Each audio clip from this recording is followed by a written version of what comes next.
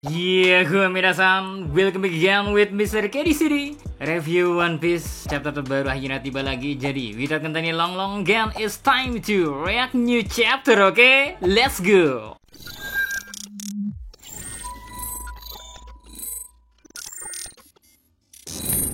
Judul chapter 1125, apa yang dimaksud mati? Ya, seperti yang kalian udah tahu ya, kalau judul di chapter terbaru ini sama dengan apa yang sempat diungkapin oleh Lilith. Tapi gak berhenti sampai di sini sih. Menariknya di akhir chapter terbaru kali ini ya, kita kembali dikasih kejutan. Kalau Lilith bukanlah satu-satunya satelit Vegapunk yang masih hidup. Ya, maksud Mr. K bukanlah Yok yang juga masih ada ya, melainkan para satelit Dr. Vegapunk tiba-tiba kembali hidup dalam satu wujud saja. Well, buat detailnya nanti kita bahas lebih lanjut di bawah lah ya. Tapi intinya secara gak langsung ya, apakah ini berarti kalau Dr. Vegapunk ya abadi juga re? Ya, secara gak langsung melalui satelitnya dia sudah mendapatkan keabadian juga. Terus geser dikit ke bagian cover story yang masih melanjutkan perjalanan Yamato yang sekarang sudah memasuki volume ke-13 dengan judul Kastil Oden yang sedang dibangun ulang, tapi Minamoto menghilang. Ya, orang-orang yang jago dalam membangun sesuatu tampaknya hilang. Apakah dia diculik atau bagaimana? Ya, gak tahu deh. And now masuk ke menu utamanya yang masih datang dari Pulau Egghead. Di sini kita dikasih informasi kalau Seraphim, Pacifista dan para Sibis kedepannya bakalan berada di bawah komando pemerintahan dunia secara langsung. Hal ini menjadi menarik untuk ditunggu peran seperti apakah yang akan mereka miliki kedepannya. Di sisi lain, momen Lucy dan Kaku yang datang naik ke kapal pemerintahan dunia juga diperlihatin bersama dengan pertanyaan di mana Stasi. Jawaban dari Lucy agak sedikit ambigu karena dia menjawab kalau Stasi terbunuh di sono. Nah, dari sini apakah yang dimaksud dari Lucy adalah literal dia membunuhnya atau Lucy malah berbohong dan membiarkan Stasi untuk tetap hidup? Terus next momen berlanjut ke berkumpulnya para wakil admiral yang sedang berbicara dengan Saint Saturn. Di sana mereka sedikit membahas tentang apa yang terjadi di Pulau Egghead, termasuk tujuan mereka di awal yang sebenarnya tercapai.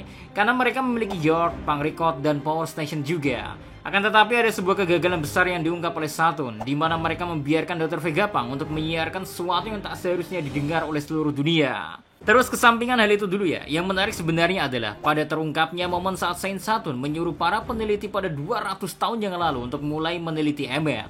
Robot yang pada akhirnya malah menjadi pedang bermata dua bagi dirinya. Karena secara ironi ya, Emmet pula yang membantu kru topi jerami untuk bisa lolos dari angkatan laut. Dari sini ya sebuah pertanyaan muncul, berarti setidaknya Saint Saturn sudah hidup sejak 200 tahun yang lalu. Terus apakah mungkin kalau dia hidup jauh lebih lama dari itu? Seperti di era Void Century misalnya. Karena menurut Mr. K ya, ironi yang dia dapetin tuh gak cuman sampai di sini doang. Dari diri yang malah nyuruh untuk membongkar dan meliti Emmet dulu, meski tujuan awalnya untuk kemajuan senjata pemerintahan dunia, tapi pada akhirnya Emmet malah jadi penghalang bagi dirinya sendiri re. Dari momen itu ya kita tahu kalau hal ini berlanjut ke pertanyaan salah satu wakil admiral, yaitu Doberman, yang bertanya tentang apakah siaran Dr. Vegapunk berarti kebenaran sampai tindakannya dianggap kegagalan bagi mereka.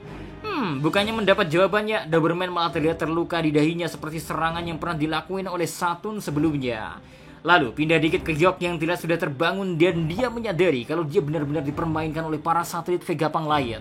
Karena Pangricot aja ternyata berhasil diselamatkan oleh para satelit lain dengan menggunakan mesin pembuat awan. Oh ya, di sini juga rencana Monkey D. Dragon yang dulu pernah mencoba memutus pasokan sumber makanan para Tenryubito sepertinya mulai bekerja re. Karena akhirnya kita diperlihatkan bagaimana para Tenryubito mulai kalang kabut dan rebutan makanan berkat kurangnya suplai makanan yang ada.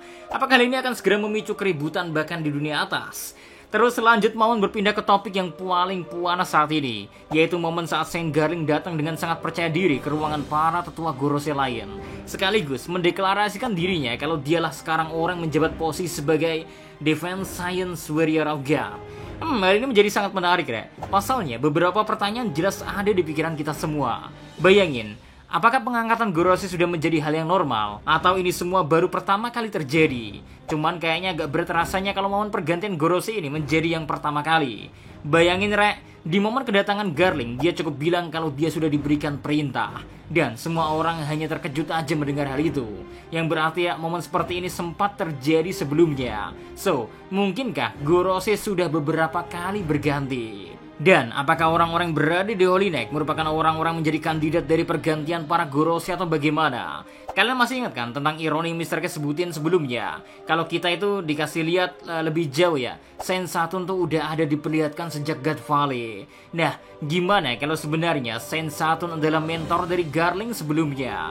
Bukankah ini menambah ironi dalam perjalanan Saturn yang pada akhirnya Emmet yang ingin dia selidiki dan Garling yang dia mentori malah menjadi akhir dari hidupnya juga? Di sisi lain, kehadiran Garling bisa terlihat gak begitu di welcome oleh para Gorosei lain, Re. Hal ini menjadi cukup unik mengingat kita gak pernah ngelihat kalau para Gorosei bertengkar atau berbeda pendapat sebelumnya. Kedatangan Garling pun bakal mungkin menjadi konflik atau pemicu suatu kilas balik bagaimana seorang bisa tergabung sebagai Gorosei dan bagaimana komunikasi mereka dengan Im Sama pula. And last, buat yang bertanya-tanya, untuk Yok dan para Seraphim kemungkinan nantinya mereka semua akan diurus oleh Garling. Kita lihatlah apa hal pertama yang bakal dikerjain oleh seorang Garling ketika udah ngejabat sebagai seorang Gorosei. Awas aja kalau AFK kayak di Konoha ya. Anyway, gak lama setelah itu ya kita pun dikasih lihat bagaimana momen Saturn yang tiba-tiba terduduk dan keluar api hitam dari mulutnya. Kemungkinannya akan kemampuan Im Sama yang terhubung dengan para Gorosei pun semakin menguat di sini. Karena orang squad Saturn aja bisa menghilang dengan mudah, Re. Apakah ada suatu perjanjian ketika Im Sama memberikan kekuatan kepada seorang yang membuat orang itu akan berada di bawah kendali Im Sama seorang? Kenapa Mr. K tiba-tiba terpikir apa jangan-jangan cara kerja distribusi kekuatan Im Sama bakal mirip sama Muzan ya? And last, kemunculan para satelit Dr. Vegapunk yang sudah mati bisa dibilang ikut mengejutkan, Re. Walau kita pun dikasih lihat bagaimana cara mereka bisa kembali muncul, apalagi dengan banyaknya suku cadang untuk setiap satelit yang ada. Terus jangan lupakan juga ya, mereka mencoba menghubungi Witeria, kira-kira kedepannya gebrakan apa yang akan muncul dan bagaimana kelanjutan dari penelitian mereka. Lalu, apakah Lilith pun akan segera menyusul mereka ke sono pada akhirnya, Re?